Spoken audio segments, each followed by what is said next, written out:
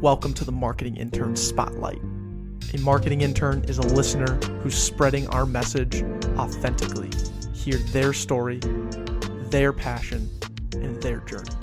Enjoy. When were we on your podcast? I'm trying to remember. Was that back in like December, January? It must have been January because Ty and I talked in December. Okay. And then I talked to you guys a couple months after that. So maybe it was, I January, believe it was February, January yeah. or early February because we were sitting in these chairs. Right. And you had it on speakerphone. We were sitting right in between. That's right. yeah, because I commented on you sitting Indian style in the floral chair. Yes. Because I listened to it back in preparation for this. Mm-hmm. There you Beautiful. go. Yeah. Yep. So I really want to unpack like your journey into discovering what's going on in the Twin Cities, Sure. because you have had on Tyler, you've had on us, you've had on Brandon Poliszuk, you've had on Gabe Malinski, you've had on. Do you have Nick with Stationary Astronaut? Nick, yep. And then Brandon. I already said Brandon. Oh. There's a lot. Any others that I'm I missing? think that Will DuPont. Will DuPont. Okay. Because Gabe hooked me up with Will. Yep. And then I think that's it now. Will DuPont. Yeah, he's the real estate. Yeah. Yeah. Okay. And now you're here for Lincoln Drink. Now I'm here for Lincoln Drink, yeah. Which is crazy, man. How did this all come together, man? Yeah, I should have been prepared for that question, and so I could pinpoint it for you, but I was trying to figure that out with Ty this afternoon. At some point, I got connected with Ty because he was the first guy I talked to from Minnesota. I think it might have been him interacting with a Backpocket thing, because when I was talking to you guys about you had the GoPro and you're putting stuff all over the walls. That's when I first found you, and I was just searching podcasts for everything just to see what other people were doing. Oh. And then I found Ty and his podcast when he was on like episode 2 or something. I ranked better in the SEO than you guys did. Attaboy. Whatever. And then just reached out to him. We both interviewed each other. And then it was just like I was circling your guests almost. Like you had Brandon on, you had Nick on, you had Gabe on. And I would see it on your show. I'm like, those guys sound cool. I could talk to them too. Let me just see if they'll answer me. And I'd be shooting out DMs on Instagram. They'd hit me back. And then I talked to them. And then one day I just said like, hey, looking for interview ideas. And somebody said the Backpocket. And so I put it on my story and you guys were like, let's do it. And that's how we did it. Now you're here. And then I flew into the sandbox because I'm not native sandbox. So None of us are native sandbox. Yeah. We're all trying to figure it out. So initial impressions. You came in here with a couple of connections. Yep. You learned about the city through us, and now you've arrived. Gut reaction. You've been here for 24 hours, just under. Just about 12 hours. Okay. I landed at 8 a.m. this morning. So I woke up at 3:30 this morning, Eastern time. So that'd be 2:30 your time. Mm-hmm. Yeah. And flew out of Philly, landed at 8, and then I was showing you my health app on my phone. I walked 10 miles today. Yeah. 19,000 steps later. All over the city, just checking it out. And dude, it's super walkable city, and all these bike trails and stuff, and people are scooting around. It's pretty neat. There's trash everywhere though. But then people are picking up the trash too, so at least they know there's a problem. There's guys out there with the little claws grabbing it, but it's cool. Right a lot of on, construction. man. Yeah. You're coming from a smaller town, and you are a central PA guy. Yeah. So, Minneapolis, Twin Cities is a bit different there. You probably don't have a ton of limes, I'm guessing. The scooters. Yes. Dude, so no. I've got Amish horse and buggies that I have to dodge, not scooters. But I was actually talking to an Uber driver about this today, asking him his stance on the scooters, because other cities I've been to, like Nashville, for example, I was just in, it's like a decisive factor in Ubers is if you're pro or anti-scooter, because the Uber guys are anti-scooter. People leave them in the streets all over the place. They're driving them drunk. They're taking the scooters, not the Ubers. It's cutting into their revenue. And then the Uber drivers here were like, nah, man, I don't know. No one's ever asked me about the scooters. And then he told me I was progressive because I was from the East Coast, and we have more revolutionary thinking in the East Coast than they do in the Midwest. I was Nice. like, okay, cool. I never heard that before. Yeah, big compliments coming here thanks. from the Midwest. Yeah. No. So no, I like them, dude. They're fun. I love I them. was gonna ride them around. I probably will tomorrow. Now that I've got 10 miles under my belt on foot and I know kind of the streets and where not to get hit by a car on a scooter, I'll be cruising. Yeah, you don't want to be tomorrow. humming 15 miles per hour going the wrong direction No. for 10 minutes. No, I'm gonna hug the bike lanes, and then around US Bank there's that like trail. Mm-hmm. Yeah. So Yeah. I was walking around there. That seems like a good scooter spot to just rev Stone it Arch and- Bridge, baby. Yeah. Love this. Yeah. So that would be one suggestion I have for you tomorrow, because it's gonna be sunny tomorrow, which is gonna be sweet. I would definitely go over kind of by U.S. Bank off Washington. There's the Guthrie Theater, which is just a cool looking building. I've never actually been inside. And then behind that is the Stone Arch Bridge. You take that Stone Arch Bridge all the way across, and then there's a whole like little north. There's a brick road over there with a bunch of cool places to eat and stuff. Oh, cool. Okay. Yeah, and then the original, so in Minneapolis, it was a flour mill hub in the 1920s. Flowers. There were more people living in Minneapolis in the 1920s then than there are now. Whoa. Yeah, because we were just bumping with flour mill. And Like we were just providing okay, flour so like like General General Mills. Mills. I was Like General thinking Mills like flour. roses Mhm. when you said that. Oh, I'm thinking, dude. dang, like And we had those milling too. roses. That's a lot of people growing flour. Yeah, you're just like, this doesn't add up. But so when you go across that bridge, the original canals where they would where they used to transport the flour is underneath like the bridge area. So if you go down, like kind of how I was explaining, I can show you after, but they have all these like super cool canals down there that are Yeah. all abandoned with like forestry and all kinds of stuff That's cool. around, and really, really cool murals. I would suggest checking that out. That's a spot that not a lot of people know about in the city. So All right, got it. little sandbox insider. Insider. Yeah. As Boom. we're trying to dominate the sandbox, we got advice. But our audience doesn't necessarily know your true story, Myles. So if you could give a little bit of a background to our marketing interns of who you are, that would be awesome. Sure. Who I am. Yes. Wow. Okay. Who are you? That's a good first question. Yeah. Who are? Well, let's see. It all started. No. Okay. Serious. My name's Myles, marketing interns. Hello. Which camera I should look at? I'll look at you all. Yeah. But so I live in Central PA. I'm 29 years old. When I was 27, I got this idea in my head to start a podcast. At the time, I had just sold my house and was building a new house. And I was living in a one-bedroom apartment with my 8-month pregnant wife and our dog, surrounded by boxes of our stuff as the house was being built. Because, of course, we were just supposed to be in that one-bedroom apartment for a month. But construction never goes like you think it's going to go. And it was 3 months. We were in that little one-bedroom apartment, no TV, no internet.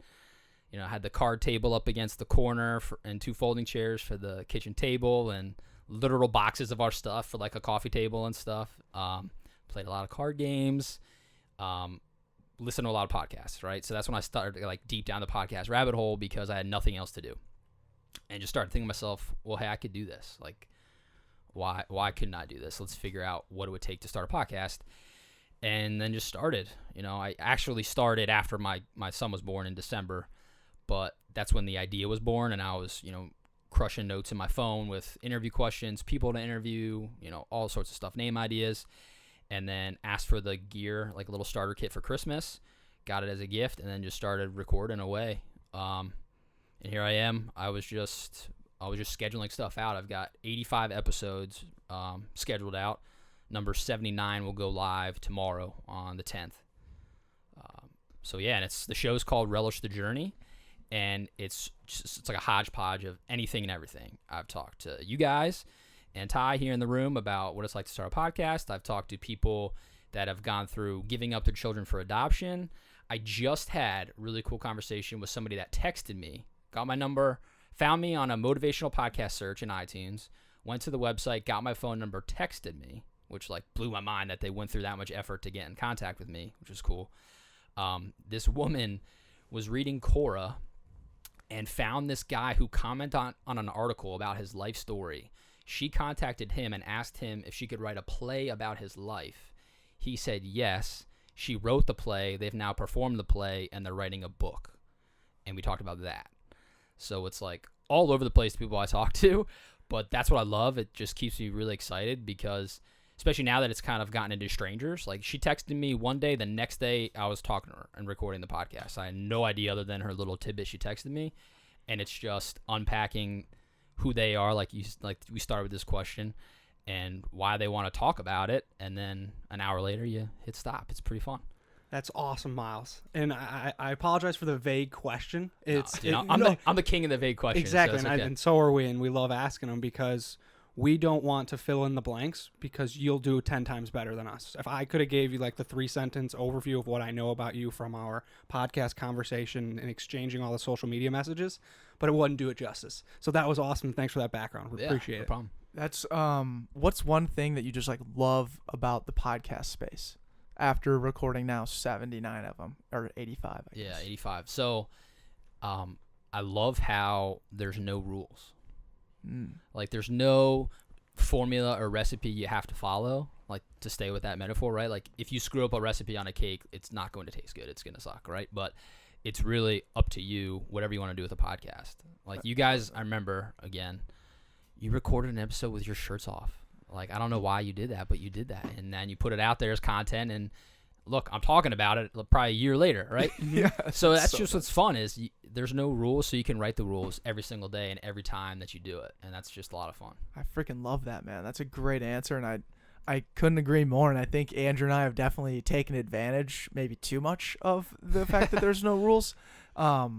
It's so funny trying to explain, like, we were talking about this on a back-end show the other day about how hard it is to explain what the back pocket is to someone who, like, doesn't know who you are.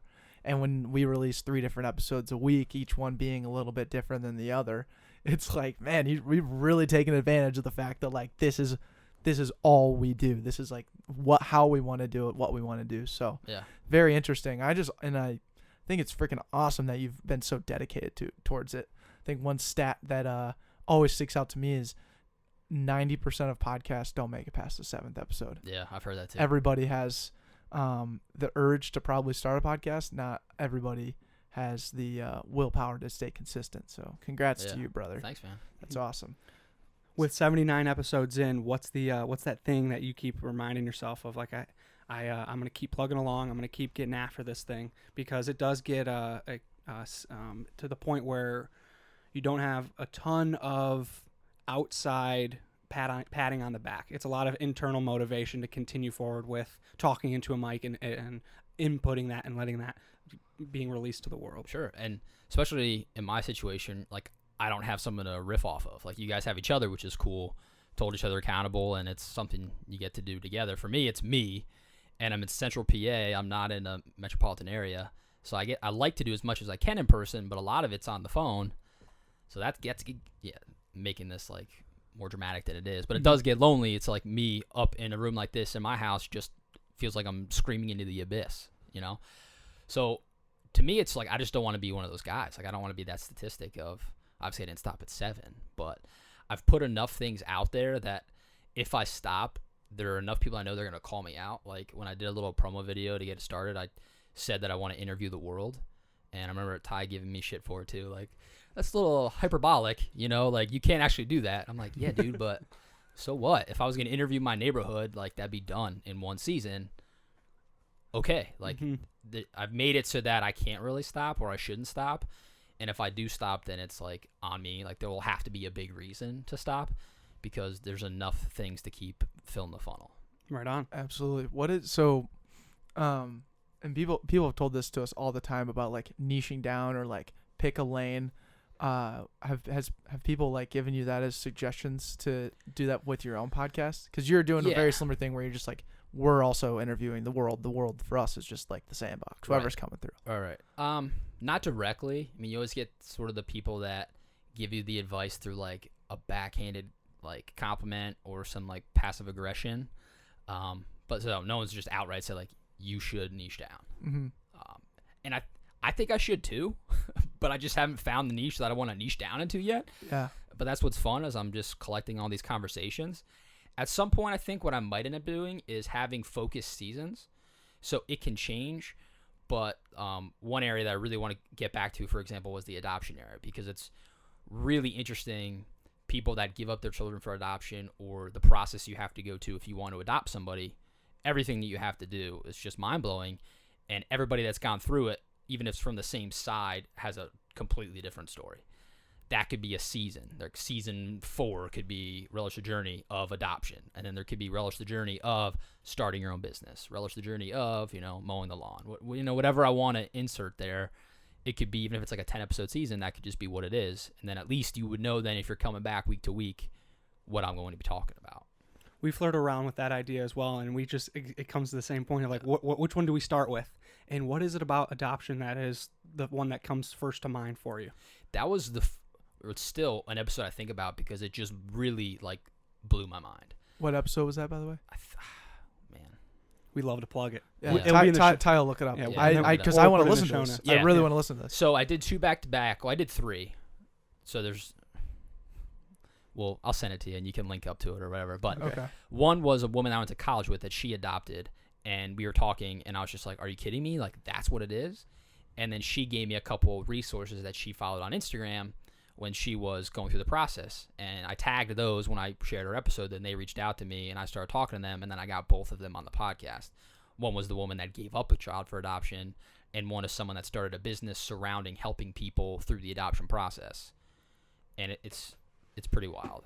I'm seeing one 49 with Hannah Elage. Yes. Elage. So that's Kindred & Co. That's the woman that started the company surrounding helping people. Then the one before that should be Big Tough Girl with Yes. Ashley Mitchell, who gave up her child for adoption. And then I think it might be 33. Scroll down, Love Over Fear with Kate Williard. You got those off the top of your head. Yeah, coming back to me. Right What was on it? it. What was the name of our 33. What was the name of our podcast? Making Ordinary Extraordinary. That's right, dude. on. Nice. God, that's sick. Mhm. Yeah. So that's another thing for some context, right? The show's called Relish the Journey. The subtitle of it is Life in 3 Words. I ask every guest to describe their life in 3 words, and then those 3 words become the name of the episode. That's amazing, dude. And I know you mentioned you started the podcast in your bedroom apartment with your kid. How's it been balancing being a father and being a pod father? Yeah. Oh, a podfather. I like that. It's like the Godfather of podcasting. Exactly. Did you just come up with that right now, or you've heard that before? Yeah, I don't know. that should be like a Backpocket merch item right there. Mhm. I Well, like it could be that. very similar to the kid Socks. because that's your kid, right? Yes. What's your kid's name? Mason. Mason. This is Mason, circa like 6 months old, on a pair of socks I got for Christmas. That's so rich. Mason looks happy. Dude, he's loving it. He's loving life. He's like staring down some blueberries or yogurt or something Mhm. right there. That's awesome. Oh, phenomenal. So balancing it's pretty easy because he goes to bed at 7 p.m. Mm. So like straightforward. straightforward. It's Yeah. He goes to bed at 7 p.m. We eat dinner, hang out with the wife for a period of time, and then I normally set up interviews for like 8:30 p.m. Talk to people for an hour, do some other stuff for a half hour. 10 p.m. I'm in bed just like every other American and on with life. Instead of watching Oh. Netflix, I'm doing the podcast. Mm-hmm. Yeah, and I remember seeing something recently that you just quit your job not too long ago. Yeah, well, resigned. I Resigned. gave sorry. a month's notice. Sorry, so I sorry. did the gentlemanly thing. But yeah, did start a new job. I'm the director of digital marketing for a marketing agency now. Right on. Nice. Did Yeah. that flow from stuff you've been doing with the podcast, Yeah. realizing some things? 100%. That's sweet. 100%. Yeah. My previous job, I was the general manager of a housing company. I came up through marketing. I was at this company for 9.5 years. Started as an intern in sales and marketing. Then was marketing assistant, then assistant director of marketing, then director of marketing, and then got promoted to general manager. And the general manager position oversaw marketing, but also sales and engineering and purchasing and costing and production and accounting and running a company. Sure. So awesome learning experience. Did that for about 3 years. Learned a lot. One of the things I learned was I don't want to do that. Like just straight up didn't want to do it and just felt like I hit my ceiling and loving the podcast, but wanted to do more of it and was trying to incorporate it in another place and just it wasn't the right fit. And so I just started looking for, how can I do something like this and incorporate this somewhere? And then just started, networking and working people I knew and made a phone call, got an interview. A couple days later, had a job offer, accepted it, gave the month's notice, and then took a couple weeks off in between and 3 weeks into the new gig. So it's awesome. Phenomenal. Yeah. How often did you talk about Relish the Journey in that interview?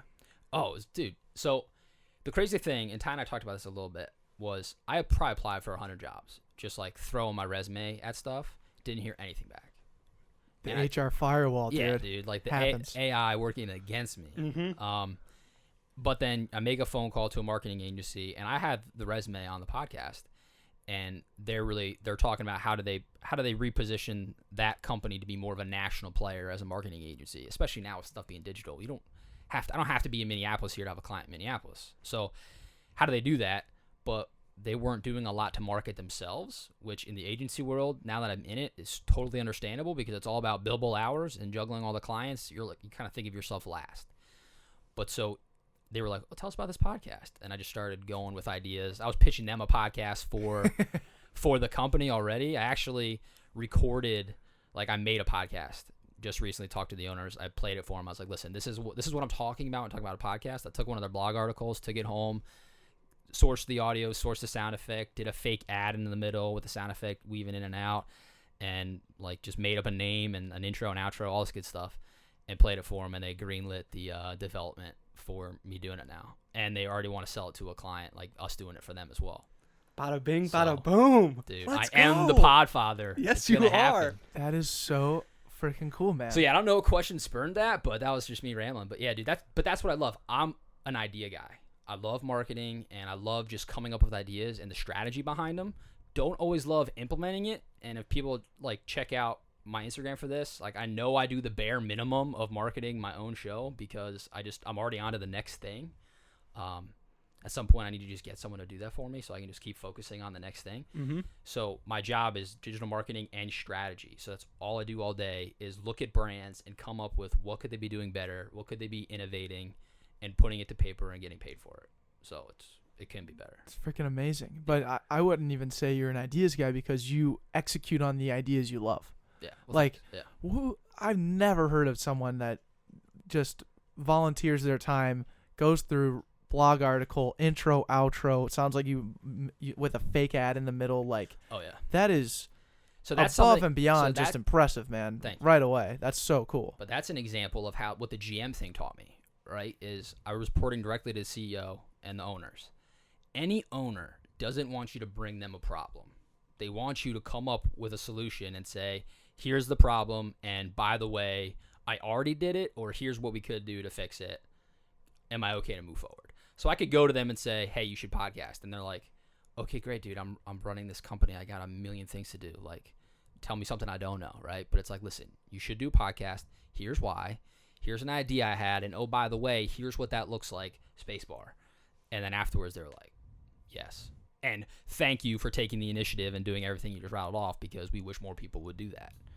So just like that little bit of extra effort, man, Yeah. goes such a long way. We were just talking on the back end show 29, which got released right before your episode. So if you're into the back pocket, go ahead and tune into the back end show because that's where we just truly riff. Even though this is a riff in itself, we were talking about how we want to be doing content creation as a full-time job of marketing our own stuff. Yeah. And figuring out the best ways to create ads because that's how we can promote our podcast is through Facebook marketing and trying to figure out the best way to create a cold audience and turn them into something that's going to engage with us by a little bit and then throw them another piece of content. If we had our full day, 7 days a week to create content specific to that, we would be obsessed over it. Or we would maximize, optimize the space. We already are obsessed about it. Yeah. And hearing how you took the initiative of closing the door on something that you didn't love and open the door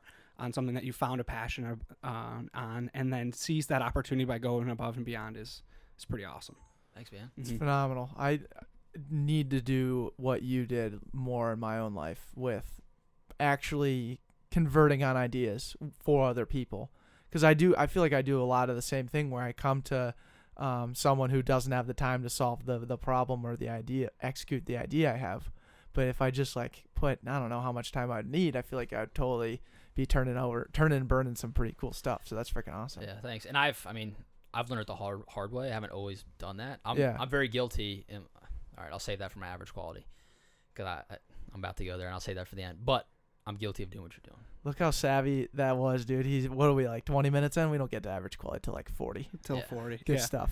But I do want to touch on that aspect a little bit, and maybe there's a different example, but some type of bump along the road, some type of failure, some type of wall that you came in front of, and you had to overcome it in your life. Was there an experience like that you can come off the top of your head that truly made an impact on you? Sure. It's all wrapped up in changing jobs. I mean, that was a bump and a wall and a rock bottom, whatever. Like I was working, 60-hour weeks easy. I'd get to the office at 7, an hour early. I'd work through lunch. I'd stay late. I'd be working Saturdays. My phone would be ringing on vacation after hours all the time. I'd have to be checking the emails because there was just always stuff going on that I had to be accountable to, and it's just draining. And then doing the podcast stuff on the side, and I'm also in a night class right now at the Small Business Administration. It's their Emerging Leaders program, but that's in Philadelphia. So every Wednesday, I'm driving 2.5 hours to Philadelphia. Jumping on the turnpike. But I still don't get home till like midnight because the class is from 6 to 9 p.m. So I'm already missing bedtime with the little guy. I don't want to miss breakfast. So I could get a hotel room, but I hoof it back so I can be there in the morning and spend time with him. But that's a lot. So that's draining. Then I'm doing the podcast stuff. Then I signed up. I hired a coach to help me with some of this stuff. So I was doing these mastermind calls on Monday evenings. So the past like 4 months have been loaded. And it was good and bad because like that first month was me realizing like I was at my low. I hit that rock bottom of just really understanding what anxiety is. And I think that's really what it was for me was I was having panic attacks but didn't know that they were called panic attacks. Like until I went to the doctor and I'm like, I don't know what's going on. Like this is happening. And they're like, oh yeah, dude, that's like you're having anxiety. That's a panic attack. And I was like, okay, well that's helpful. At least I know what the heck this is, right? And so, but that was rough for me because I consider myself a pretty intellectual person and smart, and to feel like something messed up in your head is kind of a weird thing to overcome. And so that was me having to take a look inside and be like, okay, why is this happening? Connecting that with the job that was taking up so much time but wasn't really fulfilling what I wanted to do. Hiring that coach, putting in the work of like just getting that 1% better every day and identifying all these things that I can execute on and control. And then getting it done, man. So I feel like I'm just coming up the other side of that, if that makes sense. Mm-hmm. I don't know if I'm explaining it properly or not. I feel You're like killing I'm it. rambling. No, yeah, you're getting up on that breath of fresh air, and you're starting to feel you're starting to reap the benefits of going through that struggle and realizing there are these things that are uncontrollable in your life. These panic attacks or anxiety situations. Yeah. When that is something that is chemically imbalanced. It's out of your control, but there are these different ways you can try to mitigate those situations or when these situations arise. We'll ask all these questions of other things that you use, but you're coming through and you're finding that breath of fresh air, man. Yeah, man, it's awesome. Mm-hmm. It blows my mind, man. It doesn't blow my mind, but it's something that I can relate to too. It's just like you don't really realize it until either like a different perspective, like someone else is like, hey, yeah, do you have anxiety? Look at, and then you start looking back through all of the things that could possibly have an effect on you, man. I mean, it's just, it overloads you all the time. I think that change in perspective, though, is so freaking important. Realizing that, hey, dude, these things are uncontrollable. Why am I even worrying about them? I can't physically do anything today to worry about it. So why don't I focus on myself and get 1% better? Yeah, dude. It's insane. I wanted to know more so like in your history. So where'd you go to college? It's a little school. It's funny. We're at Tyler's school. I was like, how many kids go to your school? And he's like, oh, was it like 50,000? Yeah. And they call it the U, not the U. Not the to U. be confused with the University of Miami. It's the the U. The Gopher Hole. The Gopher Hole. It's the largest campus square footage wise in the country. Really? Yeah. It's a very nice campus. Mm-hmm. And so I'll just put in that for context. He has 50,000 kids at his school. I had 1,400 at mine. Oh, wow. A little place called Lycoming College in Williamsport, Pennsylvania. Okay. Wow. So then coming from there and then even staying in Central PA and running this podcast where you're touching a lot of people outside of that area. Like you said, you're not interviewing just the neighborhood friends and everything. But how has it been kind of living in one perspective where it's very small town, but expanding your perspective to the outer world through your podcast? Yeah, so it's a similar thing where you don't realize how small it is until you look back of what I've been exposed to, right? Like I'm sitting in freaking Minneapolis right now. Like that wouldn't have happened without the podcast. And it's looking back now, it makes sense. That's sort of why I started it. Was I was seeking out these like-minded people that I wasn't finding in my immediate area. Whether I knew it or not, subconsciously that's what was happening. So that's just been awesome. I mean, it's been cool to realize that I'm not the crazy one that thinks a certain way. Everybody else is crazy. I just hadn't found my people yet, and they just happen to be scattered from Pennsylvania to California and everywhere in between. I just had to seek them out and find them. And then once you find them, it makes you more confident in yourself when you kind of look at everybody walk in a room, and it's like, all right, no, I'm not insecure. You all are insecure, because I've talked to X amount of people, and I realized that there's a common thread in everybody, whether you're going to admit it to yourself or not. And it's like, once you figure that out, you have the key to the ultimate confidence, and you get that from podcasting. All right, so what is that common thread that you've found in your now 79 guests? Dude, it's a mix of things, but everybody's got their own version of insecurities. right? Like everybody's got what I talked about with anxiety or whatever they had going on, but they don't take a picture of it and slap a filter on it and put it on Instagram, right? They just kind of like tamp it down until it blows up. Everybody is searching for that one thing. That I can't answer this question with that one thing, right? Everybody's in search of something, and then everybody deals on some plane with that confidence issue of second guessing themselves or putting their own insecurities on other people, and that manifests its, in whatever way possible, that they might look at you and make a judgment about you, but really it's a judgment that they're making on themselves. And so when you can just like clear all that crap out and be present like you are on a podcast for a conversation with somebody and have a genuine curiosity about what's going on in that conversation and like put all preconceived notions aside, anything is possible with any person you meet. You can have a connection with everybody. That's awesome. And it fires me up because that was the things that we picked up on, not right away, but slowly but surely after talking to all these people and then the people that were listening to our show and the things that they were talking about, of complimenting on us or saying continue to try to go this way. Everyone has their flaws, and that's why we always will say we are wildly average and we are no better than anyone else. We just so happen to have the opportunity to talk to really cool people and unpack their stories. And you're in the same position, doing it in your unique angle, and you get to put it out.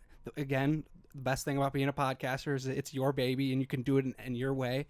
And you can ask those questions to push out the response to inspire others.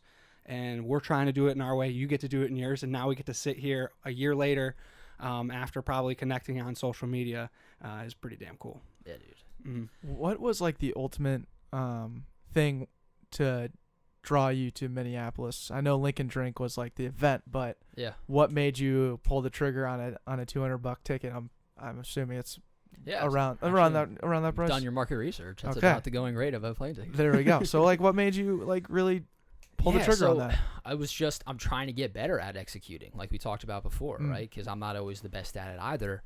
And it was one of those things where I had said it enough times to different people I was talking about, like, I want to come to that event. I want to come to one of those things. And then a month would go by and there'd be some excuse. The job would be part of it, right? This job I had before, it was really hard to get away. And then when I hit that moment where it was like, okay, I'm leaving this job. I don't know where I'm going yet, but I'm going to go. And then I was like, okay, I'm buying the ticket. Like, I'm just going to go. Like, I have to just do it. And cleared it with the boss at home, the wife. Hello, what'd she say? Hello, Claire. Thank you.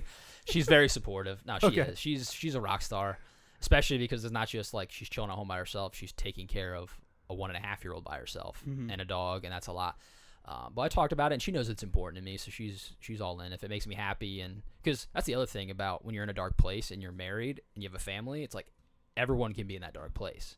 So she saw it where it was bad, and now that she sees me coming out of it, she's just supportive and like, go do you. So it's really what it was, man. I was like, if I don't just go buy it, I'm always going to find some reason not to do it. So let's just do it. Let's buy the ticket, get the Airbnb, and then just tell everybody I'm doing it. So like I texted you all. I was like, like it's happening. Because then if I backed out, you guys would be like, dude, what the hell? You said you were coming. We set up the. So I've learned that about myself. I was an athlete and it was team sports. Even though swimming was kind of like you're in your own race, you have a team that you're accountable to. I've learned that about myself, that if I'm going to get something done, I have to tell as many people as possible that I'm going to do that thing, because then I have to do that thing. Yeah. Otherwise, I can talk myself out of it real quick. Absolutely. Yeah. And you swam in college, correct? Yeah.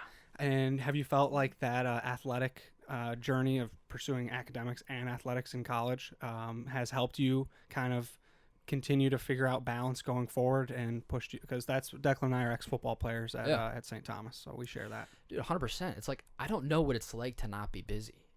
So when a lot of people look at me like I'm insane because I'm balancing all these things, it's like, well, what's normal to you? Because when I was in college, I had 2 jobs. I was captain of the swim team, president of my fraternity, student government, and was dating. You name it, you're involved. Went to class. Like, I did a bunch of stuff, and I still graduated with honors and got a job. And, like, you can do all these things. It's just being intentional with your time. So now, taking that after college, I've said this on a few other shows I've been on, but it's like, think about that. You do all that in college, and that's expected because you have to build up your resume, right? And then you graduate, and most people get a job, and that's all they do. That's it. They work 40 hours, 50, 60. If they have a lot, they go home. They They absorb into the couch, they watch Netflix, and you die at your desk. You retire and say, I wish I did all these things, and I'll do this day when that happens, but then you lose your health and your fitness and you don't do it and you have all these regrets. That's so dumb. Like, you should treat life like you're building your resume and have a bunch of extracurriculars. Like, I don't know why we instill it in our kids and then give ourselves a scapegoat and don't do it. So let's just do it. Oh my gosh, dude! Fire. Yo, I haven't put that because I don't have kids, and so I haven't looked at it from that perspective. And think about when you were a kid. How many sports did you play? How many practices did they drive you to? All this good stuff. What are adults doing? Yeah, I mean, I was in pottery. You name it. My parents threw me in there. Yeah. Yeah. So what is like? If you're listening to this, what are you doing? What are you doing? Yeah. Go do something. Like, have a new experience. That's what life's all about. Life is not just work. Work supports those extracurriculars. Yes. Work gets you money, and money can get you the opportunity to that next thing. And if you're lucky that is both, that's awesome. Not many people are completely fulfilled by their work. If that's you, sweet. But there's a lot of things to do. Like, I spent 10 miles today. I just wandered the streets of the city and did like funny stuff on my Instagram. I was like having a great time. Just by myself, chilling. Oh, that sounds amazing. That was so fun. But so I could have just gone to the Airbnb and like just watch TV, like watch Netflix.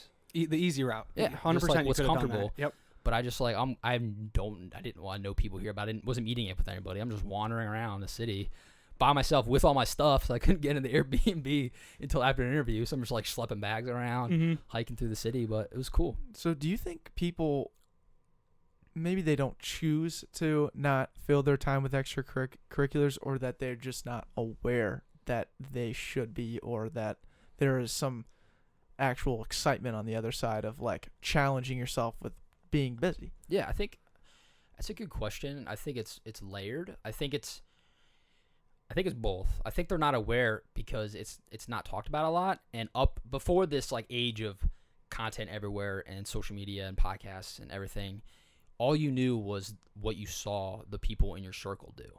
So like for me, without podcasts, right, without the phone that's recording right now, I would have grown up and just known my little area. And you do what everybody in your area does, unless you're a crazy outlier and you're convinced there's some big world out there you meant for more, and you follow your dream and everyone looks at you like you're crazy. So like that's just what people are like. You grown up and it's like, I'm gonna check the boxes, right? Like, gonna graduate high school, gonna get to college, gonna graduate, gonna get married, gonna buy a house, gonna have some kids, gonna get a job. Like, what else do you add to the list? Like, typical societal things aren't like, and then I'm going to start a podcast, and then I'm going to start a business, and then it's going to fail, and I'm going to start another one, and then I'm going to travel the world. Like, it's those random, like, crazy people you hear about. I'm doing air quotes for people that are listening. Crazy people that, are kind of discounted that they talk about that. Like, back in the day, it was like Jack Kerouac, right? They just loaded up his car and traveled the country, and he was the counterculture. Yeah. Because a lot of this, and we talked about this with Austin Doomer, I think, in one of the Marketing Intern Spotlights, of how small business, our parents or their parents were all small business owners where they owned a general store or some type of that general store, air quotes again, in their local town. And that's what they were doing. That was their big world. They were supplying the community with a general store. Now, we don't need that anymore because we have Walmart. Right. Amazon. Yeah, it just came to my head. The movie It's a Wonderful Life. Yeah. Right? So his dad owned the Bailey building alone, and he was supposed to just take over the building alone for his dad, and it was this crazy thing that he was going to go travel the world. Like, that's a movie we watched growing up. Like, it's like, oh, he's nuts. Like, he literally goes crazy in that movie and then figures out that what's good in life is staying home with his family, which, yes, that is good. I'm not saying it's not, but there wasn't another side of that where it's like, no, what's great is that he got to do both. He got to travel the world and stay at home and have a family. Like, there's ways to do both. Look, I'm here in Minnesota 3 days. You don't have to like uproot your life and go live in a van for 5 months like a lot of people are doing right now. There's a way to balance both. That's a great point. There's absolutely a way, and there's a way to make an impact worldwide now. You can make it good or bad. You have that opportunity. And with the content creation that all four of us are trying to put out, it's the true effort of trying to be genuinely beneficial to another person. Yeah. And we are trying to talk to as many people and provide snippets from their life story to inspire others. And that is something that's bigger than ourselves, and we'll never really see exactly how many people we're affecting. If people are, like, they actually listen to more than one click, because that's what we get to see. We only see the downloads. We don't get to see if they listen to 20% or 100%. Right. But when someone reaches out and says, "Hey, thanks for sharing that story with that and putting that up out there," that's pretty cool. Yeah, and it's it's cool too. Just like more like looking future from where we've come from is, what do kids want to be now? Oh yeah, freaking YouTubers, dude. gamers. Esports, and Like they have grown up in a world, and I guess Andrew and I caught a little bit of this, but I mean, kids are growing up seeing the entire world and then just picking the thing that looks to them the most appeasing. Like, yeah, I wanted to be an NFL player at one point. Of course I did. I don't look like one, nor could I have even physically achieved that.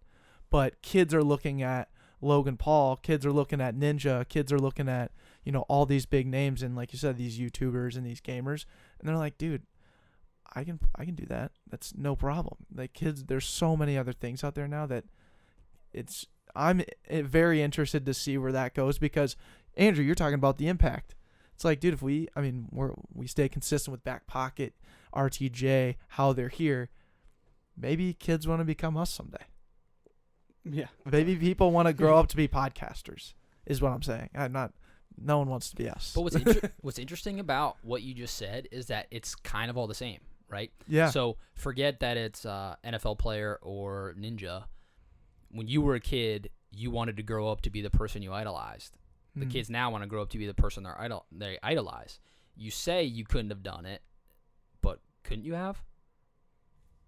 Yeah. Like, you really, there's a chance you could have if it was your ultimate passion and you committed yourself to it and you got all the training and lifted and gained 200 pounds of muscle. Like, there's a way to do it.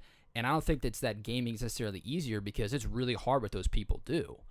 And kids want to do it, but the rate of them actually becoming a professional gamer is probably the rate of you actually becoming an NFL player. I think that part doesn't change.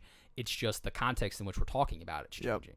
Yep, that's like, a great it's point. who you idolize, it's what you want to be. It doesn't make it any easier. It's just we used to idolize and want to be these physical, active, in the world people. Now we idolize people that are, active in the virtual world. Yeah, it's just changed. Yeah.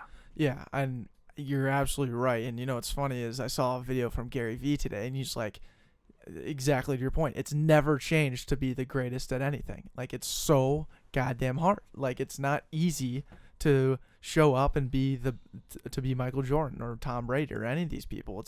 It's hard as shit. You gotta be obsessed with it. And I love that, but I love the fact that it's just like there's so much more out there now that people can see, and that competition is only gonna rise. Yeah. It's freaking nuts, man. Freaking nuts. I love trying to put out content, and you've created your job as a content creation. Yeah. With the strategy, are you doing a lot of stuff on Facebook advertising? I just got to ask for my own personal. Yeah, so it's a lot of pay-per-click if it's Google Ads or, Bing, which is just horrible. Mm-hmm. Like, Bing does not perform well. Yep. Bing, step your game up. But then it's Yahoo. Then it's Facebook, it's Instagram. Yeah, it's promoted ads, and Okay. they're always changing it, though. It's so crazy, the algorithms and what you can and can't target. Like, as Zuckerberg's getting it in the media, it's like he must be calling back saying change that, change that, change that. Mm-hmm.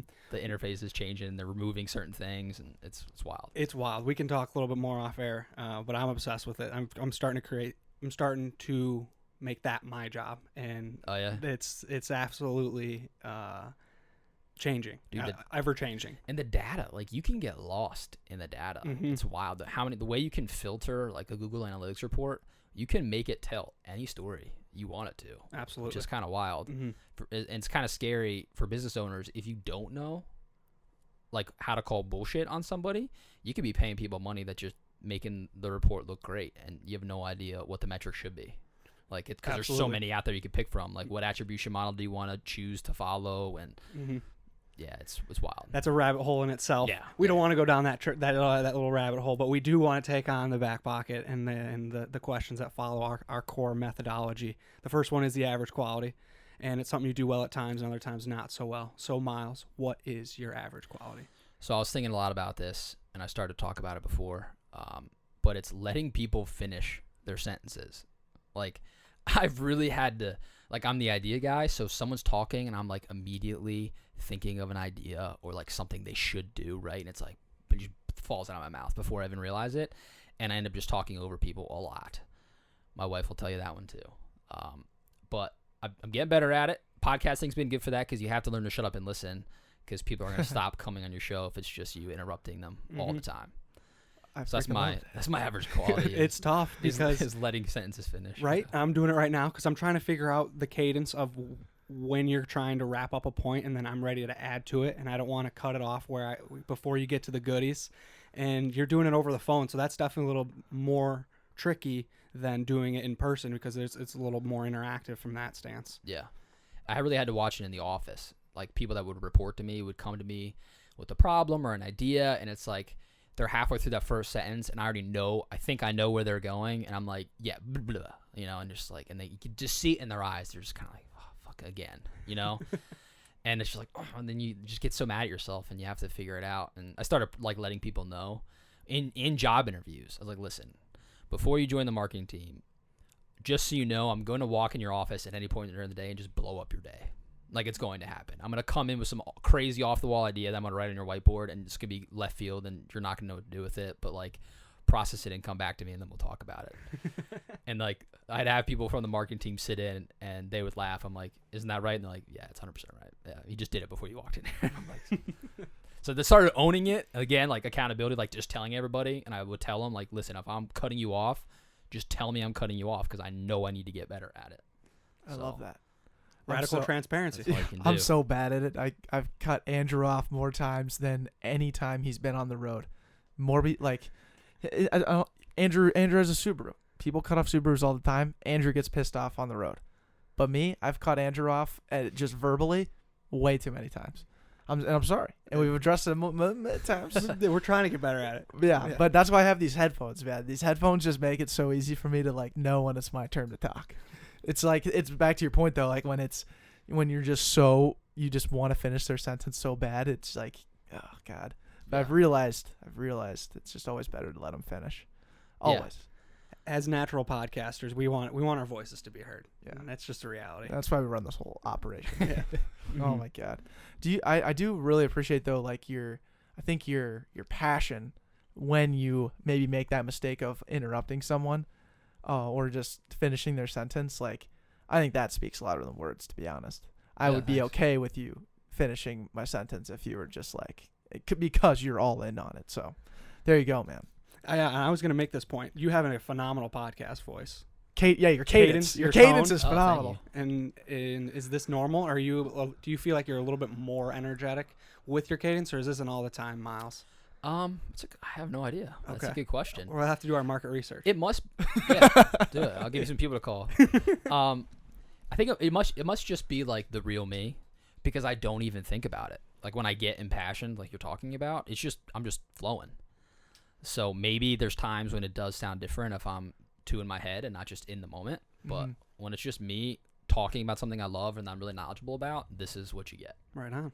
And I can turn it on, right? It's like playing all the hits on WKLZ. Oh, we do a radio voice all the time, and it's brutal. It's so funny. Yeah, it is brutal. It is absolutely. Brutal. But something that's not brutal is something that is in your back pocket. Wow, look at that segue. Yeah. No, we've been working on segues on this podcast, and that really might good. have been.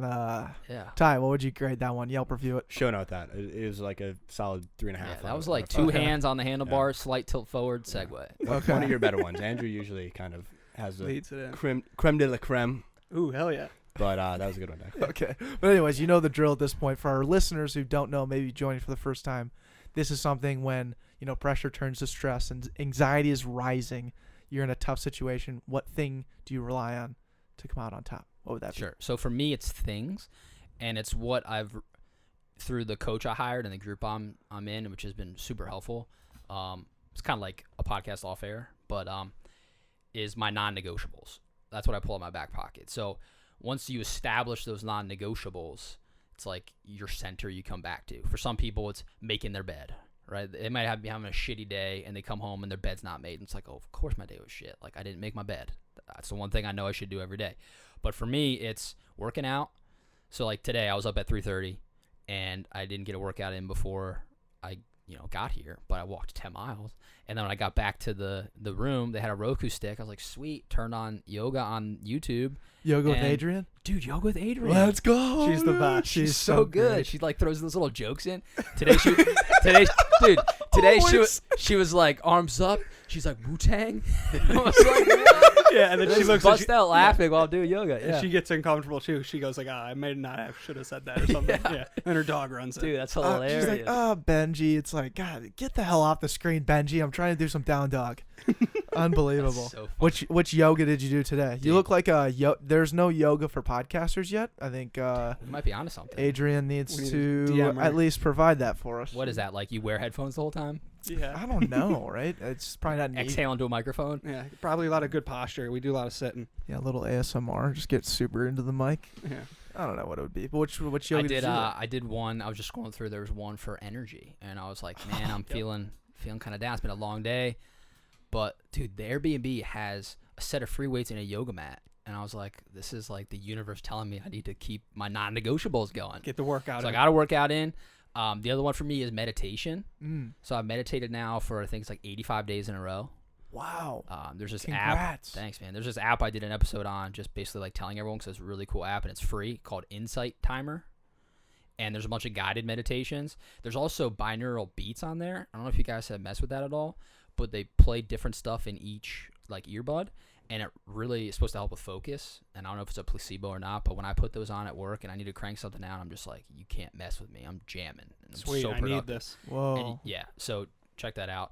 But so that's what it is. It's like if I feel like it's like I'm like, what's wrong? It's like you just take a deep breath and it's like, okay, like start checking the boxes. Like I need to be working out. I need to do the meditation. And it's just like that check moment. Even if you're just for me going through the list, it's like, why am I even like freaking out right now? Like what's going Right. on? So with meditation specifically, are you trying to focus on absolutely nothing and trying to keep yourself in the present, like with your breath, or are you letting your mind run?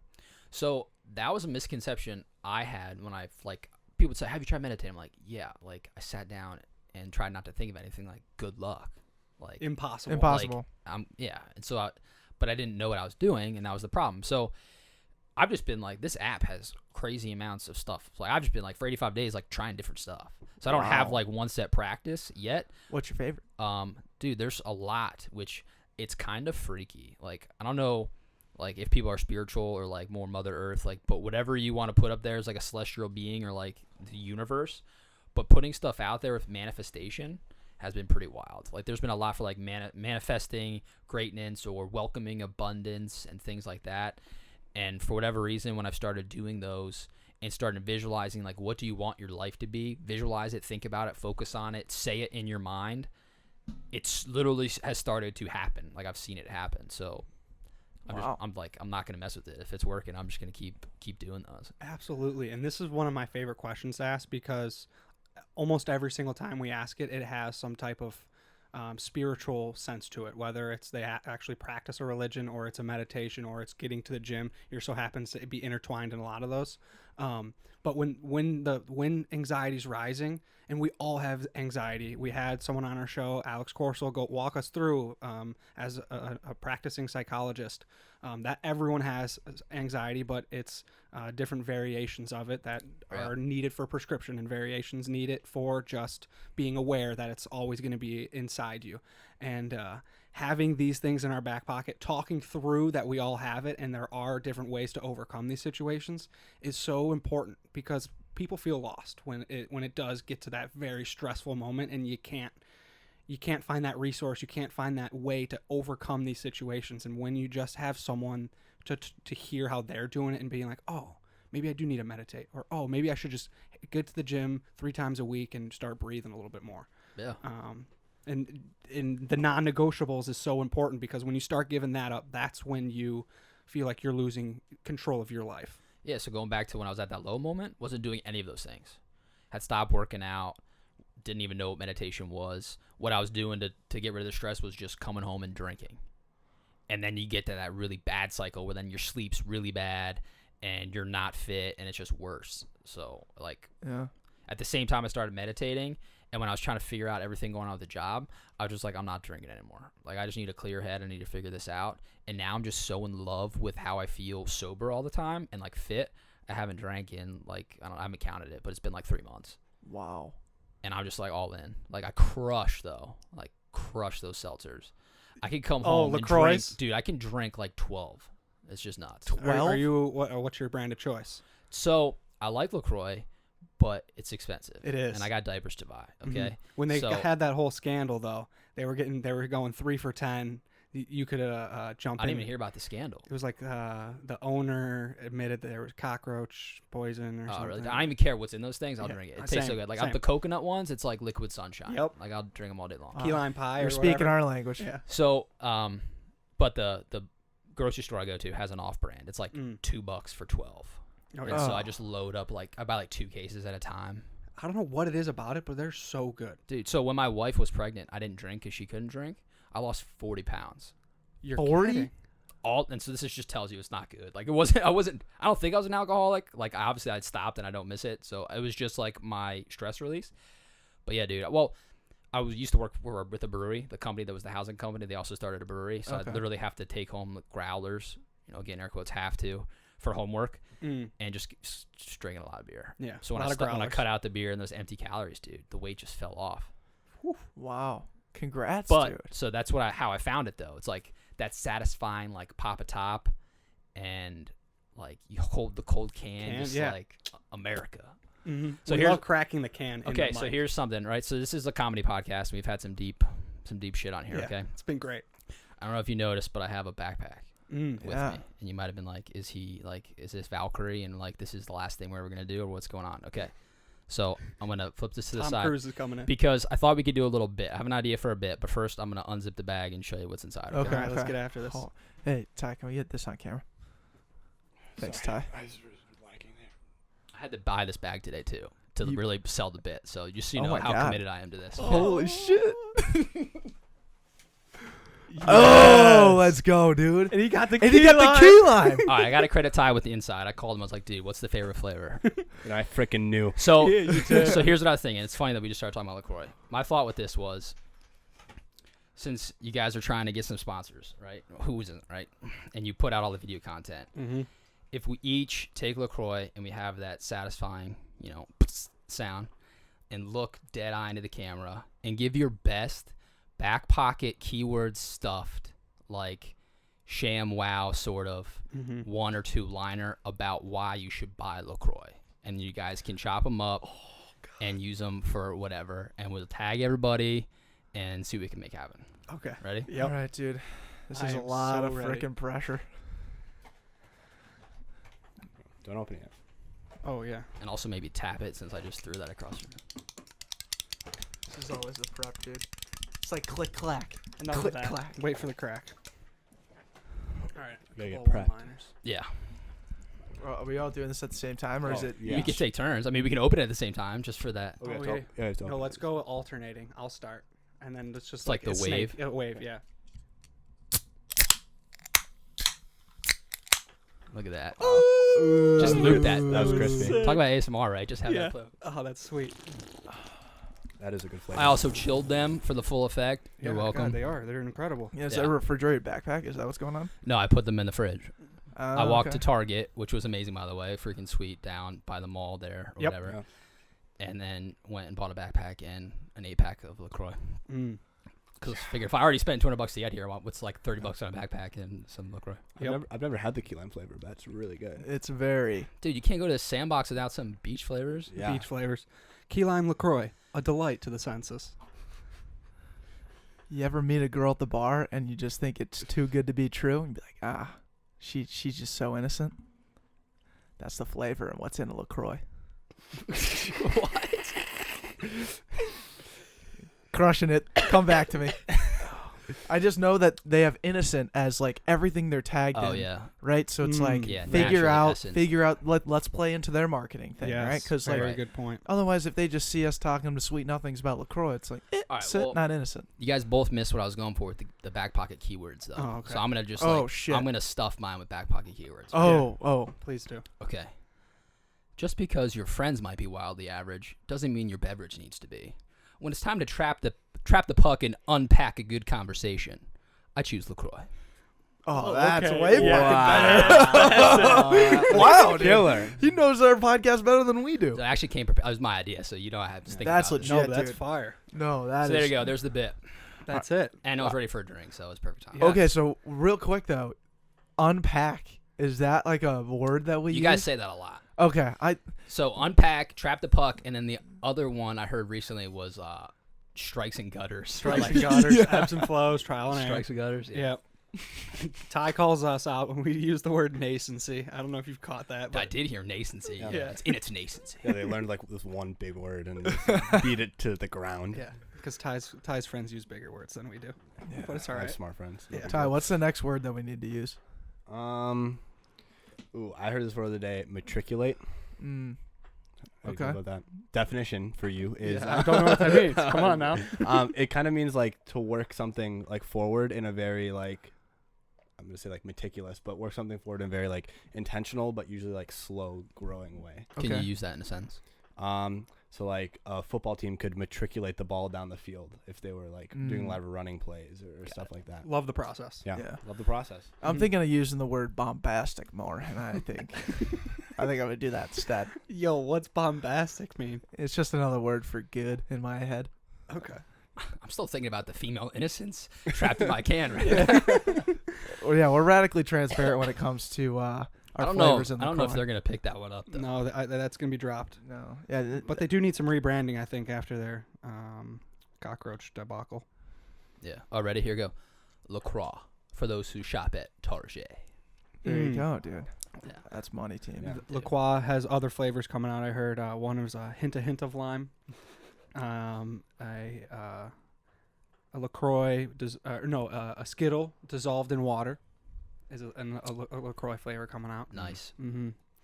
Sat next to a box of strawberries. Nice. Yeah. Had a staring contest with an orange, right? Yep. Mm-hmm. Oh my god. How about like Flirted with a pineapple. I think if they use like the word hue to describe something, like except I don't really Like know a how hue of citrusy flavor. hue. Yeah, there you It's go. like- Mm-hmm. Low if you hue. squint and look past it, you can taste the blueberry. Yeah, That's really good. not a lot of flavor in these, but just enough. Just a splash. I have a theory that there's like a small chemical like inhibitor, meaning like it would excite a taste bud, and that these actually stay on your taste buds. So there's something that like stays around, and I say basically what I'm saying, the more you drink them, the more you taste that flavor. Maybe. Have you ever taken a break from LaCroix and come back to it after like a month? No. I never stop. Okay, so He gave them up for lunch. I gave up LaCroix for Lent this year, for like He gave up water, I guess. gave up water. Yeah, no, it was super. It was my worst Lent year to date, but I did accomplish it. And when I came back for the first time on Easter, drinking a LaCroix, I noticed, I was like, God, these taste just as bland as when I originally tried a LaCroix for the first time. Huh. And then I thought, I was like, I wonder if Maybe. there is that little bit of innocence in there. See, what I'm curious about is when it says it's zero everything, but then it has a flavor, but then they throw in not a significant source of, and they rattle up all these things. So that means there's it's not a significant source, but it does have saturated fat, trans fat, cholesterol, dietary fiber, total sugars, added sugars, vitamin D, calcium, iron, and potassium. Just not enough to be significant. But what is significant? Dude, marketing. That's all subjective. Marketing. Marketing 101. You use vague terms and ask vague questions, according to Andrew. And just be innocent. Thank you, Myles. Appreciate these you're LaCroix. welcome. These Yeah, are no, awesome, these are man. phenomenal. There's And more over here. Yeah, and I will Yourself. definitely drink another one. Another one. And by no means is this like challenging to drink at all. But what I do want to know is who do you want us to have on the show? Who do you challenge us with? You botched that. Jesus Dude. Christ. You were right there, dude. You're on the way. I've never asked that question, and I run this podcast. That transition was just naturally essenced. Yeah, It was so that's good. pretty good. So who do I challenge you guys? Naturally essence, I picked up on that. Yeah, Good you shit. like that? You like that? I was a little late, but I got it. I'll ask you a question first, because I won't go this way. But are you guys' grandparents alive? I have one grandparent. I have 3 grandparents Yeah, left. I challenge you to get them Okay. We got to get BB for sure. I think he'd be my first. because Mhm. sorry, literally, I'm interrupting. That's my average quality. No, absolutely. Keep going. But I did that. So I recently, when I was in between jobs, I was like, I'm doing it. I drove down to my grandparents' house. They live on the coast of New Jersey, and spent a couple days there and interviewed them both. And it was just so much fun. And I learned so much about them. Like, we go through life with our parents and these, flavor burp there. Oh, it's gonna be it's constant. Yeah, with our You our actually- parents and authority figures, right? Like you just see them as like that title, like grandma or grandpa. But then you start to ask them the same kind of questions you ask a stranger to get to know them, and you start learning stuff that you feel like you should already know. It was amazing. That is so cool. And I think that's got to be just one of those things that you have to do, because they only have so much time left. Dude, It's obvious. It's like a little time capsule. Then you'll always have that conversation you can listen to even when they're not here. Yeah. Ooh, that brings me to a question I should have asked earlier when we were talking about your little kid. How old does your kid have to be to have him on RTJ? He's got to be able to put like a sentence together. You know, he's just gonna kind of like breathe and say random stuff into the phone. I think that's good content. Maybe, okay. I The think phone. You're gonna put your kid on the phone. he's gonna call maybe. his kid in. He's gonna call his kid in Dude, for my sure. kid is Listen, like good the call other him. day he would pick up my phone, and then I start hearing the FaceTime like thing. Dude, FaceTime's buried in a folder, like on a like he found it and called my mom. Whoa. They're He's- savvy. He's a genius. Mm-hmm. These kids are figuring it out, man. So I don't So know. get our he's a year and a grandparents on half, there. so like maybe another year and a half, we could talk about Elmo and all the cool stuff he likes. There'll be sound bites that you're gonna want to capture. Yeah. But I think the grandparent idea is phenomenal. We've been meaning to do it, and my grandfather, all 4 of my grandparents have been extremely influential on me, and just very family oriented. My dad's parents, his father grew up in Pittsburgh, in Monongahela, Nice. a southeast suburb. And so that's why I'm a Steelers fan. And I've been to Pittsburgh many times. My dad's a season ticket holder of the Oh, cool. Steelers, so I'm flying out there in a couple weeks. Fly out Sunday morning, fly back Sunday night. It's a yeah. noon game. He's got it wired, and just the whole aspect of what my grandparents have, the trickle down effect of their non-negotiables, and how my parents have absorbed that and instilled that in my life. I reflect on that many times, and to have that conversation, that's awesome that you're challenging us with it. To vocalize it on the podcast, to say that we're going to do it, is now it's out there, right? We're holding ourselves It's accountable. out there, yeah. Mhm. So thank you. We got to travel. We got to go see BB. Where does BB. he live in? Atlanta? Right? Atlanta, yes, Let's just take a trip down there, dude. absolutely. Hot Atlanta. Yeah, my grandma. So I have one grandparent left, and she's on my mom's side. She is in Pennsylvania. She's in Philadelphia. Look at that, dude. So look at this. We could Come travel on out. down and freaking play an away game at the RTJ podcast, dude. There you go. I feel like that's exactly what we need to do. And I don't think you understand. Andrew and I have never lost an away game. We don't lose away games, and we don't lose on bad weather games. Yeah. Mhm. Okay. Nice. Good to know. Yeah. So yeah, just want to let you know that. Yes.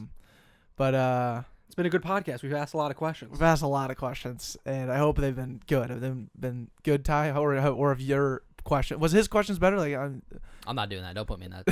I'm just messing. What do you think, Ty? Pretty good questions, or we? You could hear for yourself if you listen to How They're Here. Found anywhere you listen to podcasts. Please rate and subscribe. When are you releasing this one? Myles will be out in like 3 weeks, maybe. 3 Maybe weeks. a date would Wow. be better. 'Cause they could listen to this 3 Oh weeks from now. shoot! Well, early October, I will say. Okay, perfect. That's Okay, all. That's perfect. In the meantime, if you go to How They're Here, you'll find plenty of great episodes with plenty of great guests. You can hear Myles on my podcast, episode 5, season 1, if you dig back a little farther. it. Attaboy, Ty. Wow. So you already had a recurring guest in 14 episodes in? He was the dubious honor of the first recurring guest on How They're Here. He was the dubious honor of the first call-in guest on How They're Here. The dubious honor of the first person to reach out to How They're Here to be on the podcast. Mm. So he checks a lot of boxes. God, That's huge. you're just dubious in general, man.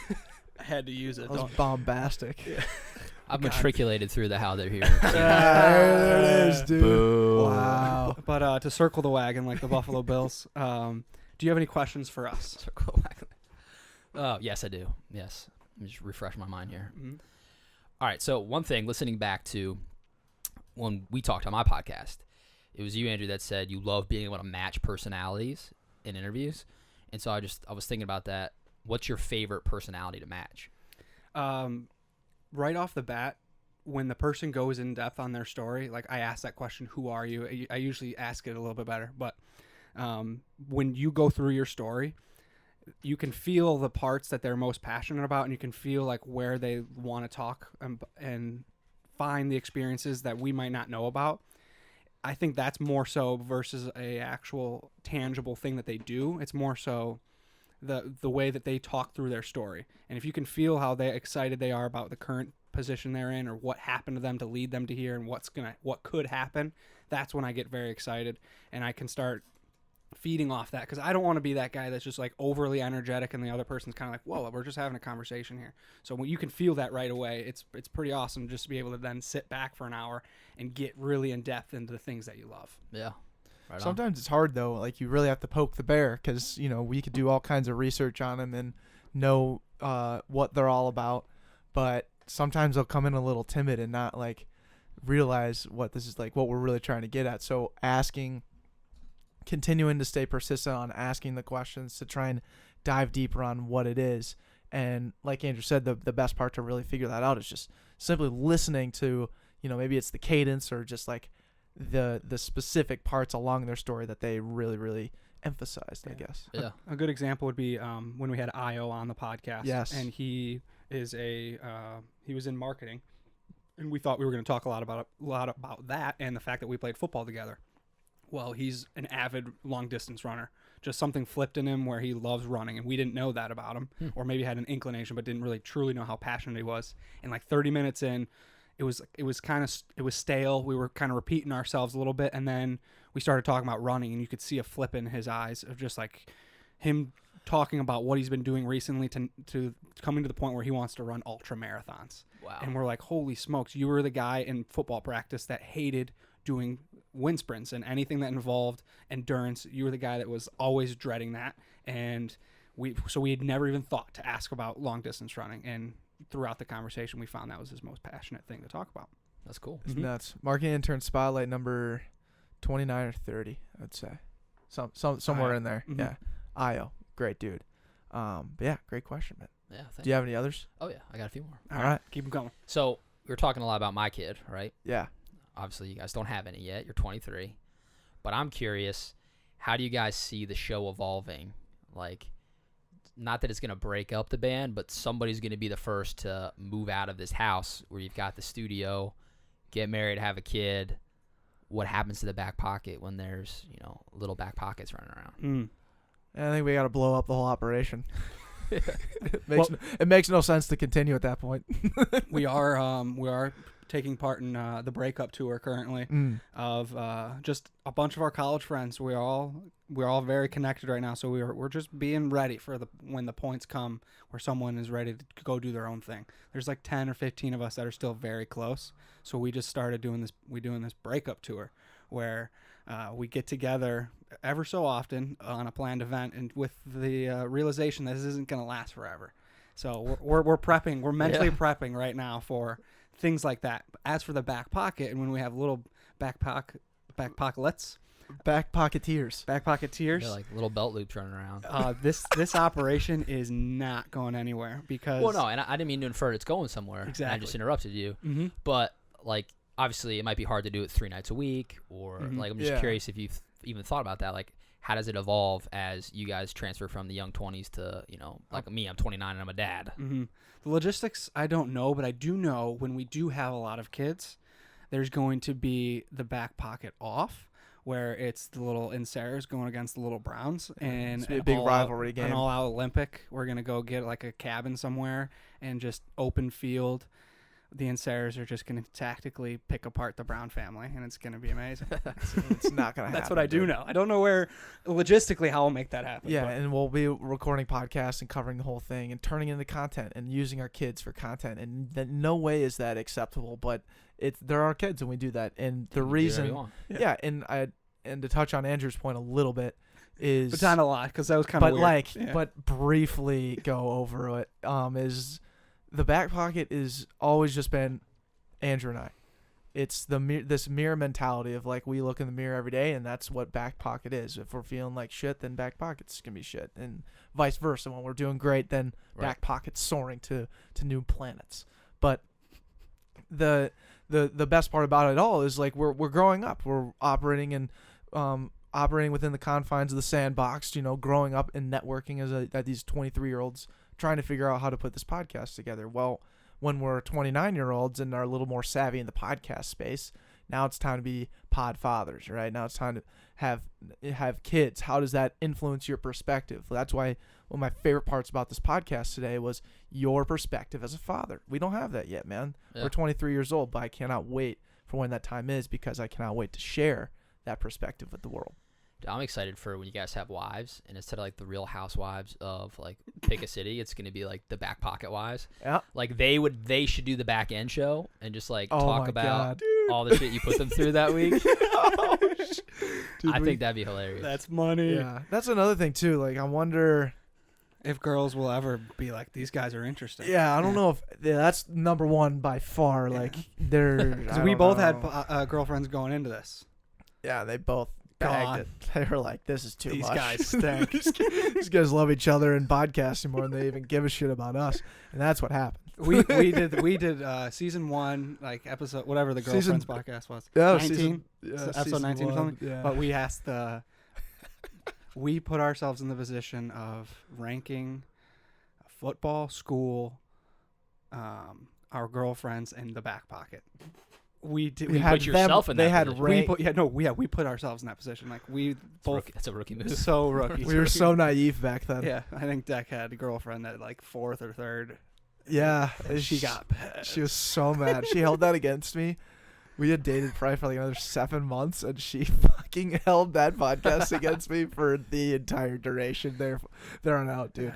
You struggled in that situation. That was nuts. It was so dumb. So she's like, "Really? You answered it that way on the podcast?" I'm like, you know what? That's just what it is. That's hilarious. Awesome question, Myles. Yeah. Keep them coming. Well, last one. I'm just curious. Last time you're on my show, when I asked you about that question, right? This is Live Life in 3 words. Your guys collectively was making ordinary extraordinary. So I'm curious if your 3 words have changed. I mean, obviously you're still doing that, but if you could think about it now, same question, different time. Yep. What would you pick now? When we talked, it was January of this year, and we've evolved into the saying of the month: dominate the sandbox. So with making ordinary extraordinary, it's been niched from that aspect to now in the Twin Cities. So we're trying to find those people in the Twin Cities that are making ordinary extraordinary, and that is all around us. It's not a specific bunch, and that's the coolest aspect. Yeah, that's cool. So 3 would be dominate the sandbox. Dominate the sandbox. Dominate the sandbox. Yeah, I like it more in that sense of like, there's just so many freaking cool people around here. I mean, you've been here for less than 24 hours, I know, but you're gonna have a freaking awesome time tomorrow at Lincoln Drink, and you're gonna be blown away by all the different people that we don't even know, all the people that go to these events, but it's very cool what this city is doing. Oh yeah. Now, are we going to be here forever? I don't know. But the fact that we're staying so focused and keen on this fact of just like, let's dominate the sandbox. Let's make sure Backpocket has a presence in the Twin Cities and see what happens. I think that's going to help us take us to leaps and bounds wherever we end up going. Yeah. This is pretty sweet. It's awesome. Great questions, man. Thanks. Phenomenal. We'll finish with this one unless we have any other questions. No, I think we're good. Okay. Very simple. From the time you woke up at 2:30 this morning to now, what have you learned today?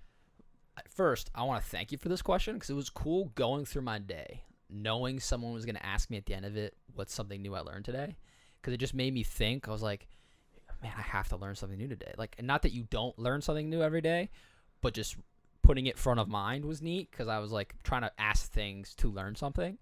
So I got it at the coffee shop I stopped at first when I got to Minneapolis. I just walked in and tired, and I could just get a coffee, but I was like, hey man, like what's something cool you make? Like, what's a cool drink? Like, I like coffee, and of course, like, do you like espresso or coffee? I'm like, both. Do you want hot or cold? Hot. Like, I'm just like the most vague. I'm like, he's like, have you heard of Miel? Like Miguel, like a Spanish guy? He's like, no, Miel. I looked it up. It's like Miel. No idea what it was. So that's what I learned today. A Cafe Miel is a latte with honey and assorted spices. Ooh. It was delicious. Yum.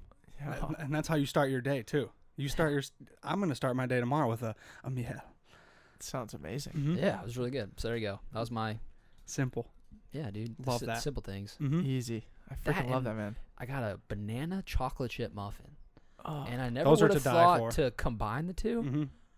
but it was amazing. My mom had a baker's dozen when I went home this weekend, and Yeah. she had a baker's dozen of those on the kitchen counter right when I got home, and I housed 3 of them. Yeah, and they're so damn good. I can't hold that against you. Mm-hmm. well, hey, man. That was one hell of a podcast. Yeah, it was fun, guys. So good to see you. I can't wait to go to Lincoln Drink tomorrow with you. Yeah, you guys going? You both going? Yes, sir. Absolutely. Right on. But yeah, thanks for coming on, brother. Yeah, thanks for having me.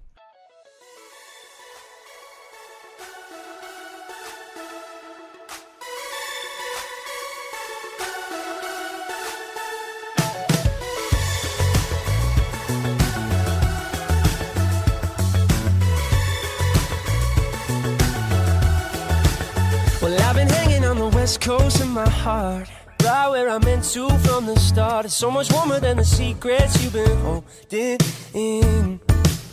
And don't you look at me sideways with those eyes.